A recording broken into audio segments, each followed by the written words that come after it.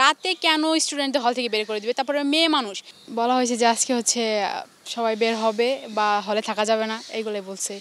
এই জন্য মানে সবাই চলে যাচ্ছে, এখন আমরা চলে যাচ্ছি। এই জন্য ম্যাম বলেছে যে আজকের মধ্যে হল খালি করতে হবে। না, রাতে রুমেই ছিলাম, তেমন কোনো ঝামেলা হয়নি। এখন আপাতত হচ্ছে আমাদের যা নির্দেশ দেওয়া হয়েছে সরকার থেকে, আমরা তাই করছি। মানে হল ছাড়ার নির্দেশ দিচ্ছে, তাই আমরা হল ছেড়ে যাচ্ছি।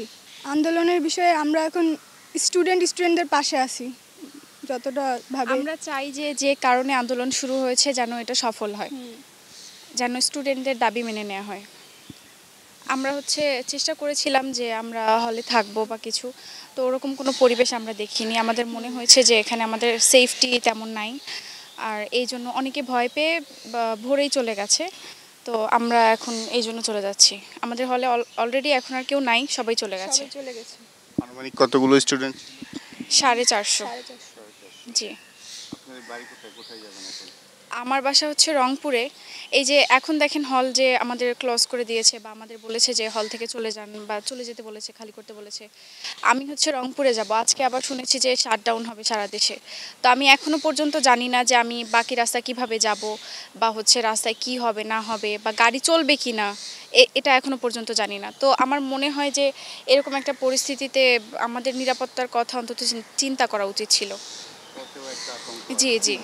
এখন কোথায় কি হবে, আবার কালকে যেমন দেখলাম যে শনি একরায় অনেক ক্লাস হচ্ছে, তারপর বিভিন্ন জায়গায় অনেক খবর শুনতে পাচ্ছি।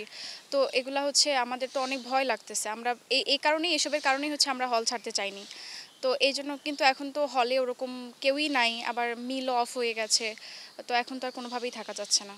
তারপর হচ্ছে আমরা কালকে রাতে দেখছি যে অনেক হল থেকে হচ্ছে কাল রাতেই বের করে দেওয়া হয়েছে। এটা কি কোনো ঠিক হয়েছে?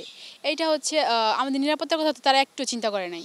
রাতে কেন স্টুডেন্টদের হল থেকে বের করে দিবে? তারপরে মেয়ে মানুষরা অত রাতে 10টা 11টার দিকে মেয়ে মানুষরা কোন দিকে যাবে? এটা কখনো মানে কেউ ভাবেনি, যে নিরাপত্তার বিষয়ে কেউ ভাবেনি। এটা একদমই ঠিক হয়নি। আমিও হচ্ছে মাদারীপুর যেতাম, কিন্তু আজকে হচ্ছে শাটডাউন, এই কারণে আমি যেতে পারবো না। আমি হচ্ছে মেট্রোতে করে সাভার যাচ্ছি, ওইখানে আমার ফ্রেন্ডের বাসা, আমি এখানে যাচ্ছি। হলে যারা ছিল গতকালকে পরিস্থিতি খারাপ থাকায় যারা ছিল তারা শুধু রাতে থাকতে পেরেছে, আর এখন সবাই প্রায় চলে যাচ্ছে। শাটডাউন আজকে রিলেটিভের বাসায় থাকবো, তারপর কালকে যাওয়ার চিন্তা আছে আর কি।